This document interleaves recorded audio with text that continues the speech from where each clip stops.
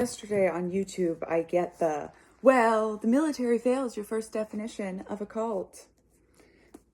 And it's really fun for me when people do this because I have a lot of fun just leaning in real close and being like, he's called the commander-in-chief.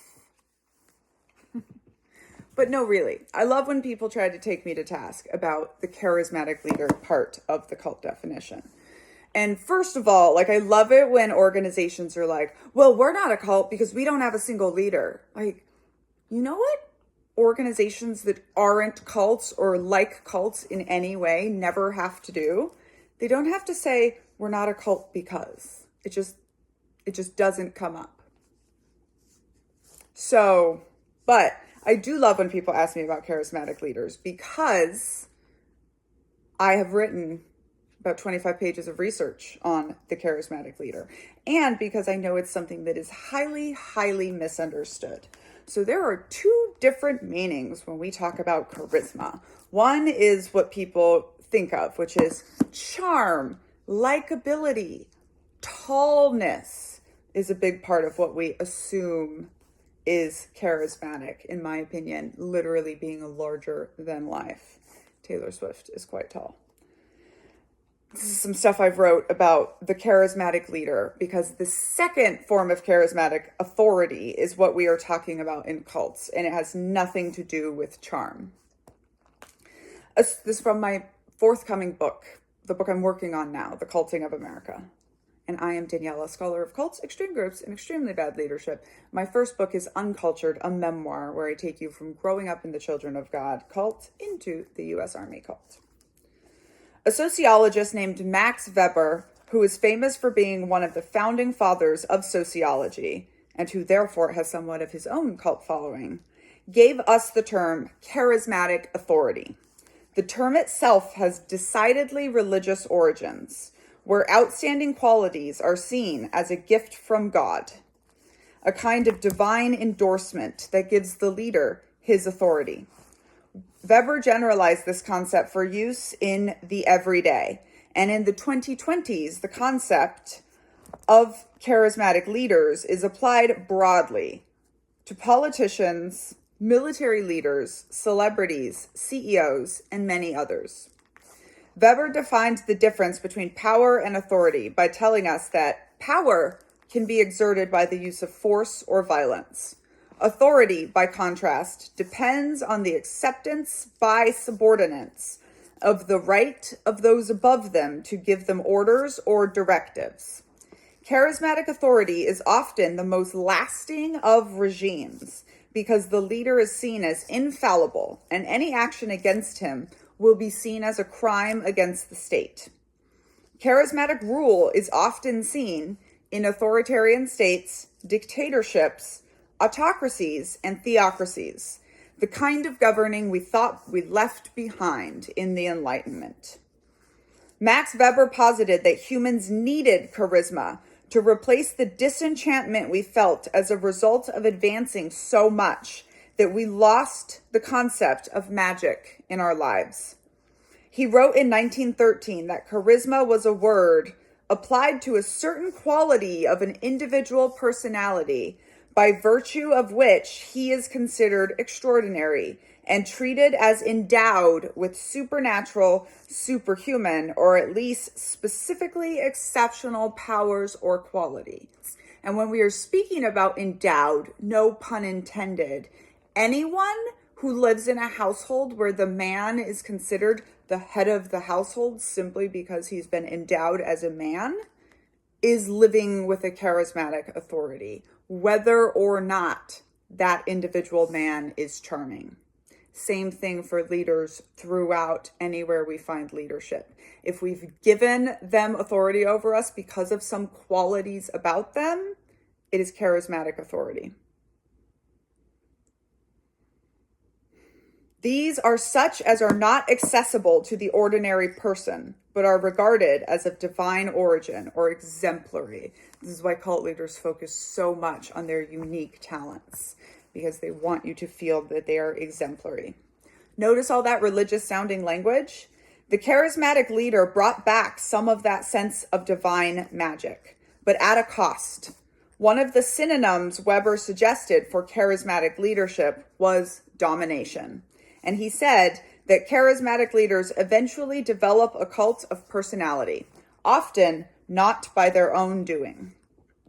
Speaking of cults, it's not a coincidence that they appear to be having a moment of resurgence right now, and not just the obvious ones. Everything from health and wellness industry to startups to apps we can all download on our phone are displaying a startling level of culty tendencies. Cults tend to arise in direct response to times of social turmoil, and the early part of the 21st century has indeed been confusing and overwhelming for most of us.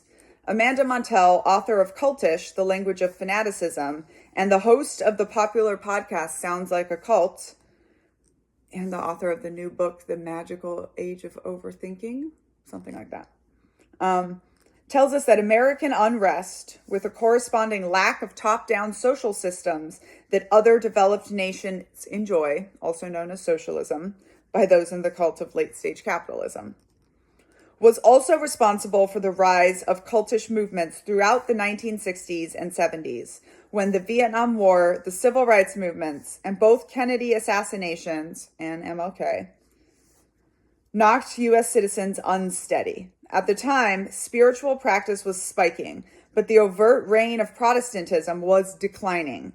So new movements arose to quench that cultural thirst. These included everything from Christian offshoots like Jews for Jesus and the Children of God to the cult I grew up in, to Eastern-derived fellowships like 3HO and Shambhala Buddhism, to pagan groups like the Covenant of the Goddess and the Church of Aphrodite, to sci-fi-esque ones like Scientology and Heaven's Gate. Some scholars now refer to this as the Fourth Great Awakening. I've actually heard that right now we're going through the largest exodus of religion, which is being called the Fourth Great Awakening. Similarly, we find that charismatic leaders appear in greater numbers throughout history during times of social turbulence. Then, responding groups arise, composed of people who are fearful of the future, who hope that by placing their faith in some charismatic leader, they will eradicate the past and protect their lives against unknown and unseen dangers. We saw this all too well in the way wellness grifters edged their way into the mainstream during the chaos of the COVID-19 epidemic. If Fauci and Big Pharma couldn't cure COVID fast enough, maybe the guy talking about ivermectin could, or that pretty lady on Instagram who says all you need to do is clear your chakras and buy her tinctures to avoid getting sick. When people are scared, the world feels uncertain. And when there are no easy answers, people are more likely to look to whoever is most persuasive in convincing them they have a solution to their problems. There's a reason the world produced both a Hitler and a Churchill at the same time, and that they were able to rally whole nations, their own and others, around them. This chapter is called A Hitler and a Churchill. As you can see, it doesn't take long for an investigation into the history of the concept of charismatic leadership to end up with cult leaders and murderous dictators. While discussing my own life stories, a psychologist once told me that we study the extremes to understand everyone else. This is true for all kinds of groups and leaders. We can learn as much from the extremely bad ones as we can from those we think of as extremely good or successful. But I noticed during my graduate studies that every time we talked about the great qualities of leaders, we would quietly mention the dark triad of leadership: Machiavellianism, psychopathy, and narcissism. And every time, without fail, the professor would promise we would come back around to discuss them. But it never happened. What I realized is that when we talked about leadership, we almost always framed effective leadership as inherently positive. We studied examples of what most people would consider to be history's most exemplary leaders.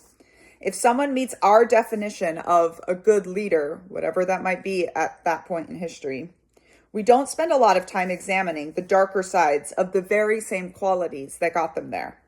At the end of the day, it often seems that no matter how we try to define it, History's charismatic leaders, both good and evil, are two sides of the same coin. The truth is, they often share an alarming number of the same effective leadership traits. And I go on for 20-something pages before and after that. Writing about charismatic leadership is very, very fun because it's another very misunderstood thing about cults. Anyway, follow me, subscribe if you're interested in more about the culting of America, and you can get Uncultured anywhere you buy books, including on audio. And right now, the only way to get autographed copies from me is to search on TikTok Marketplace.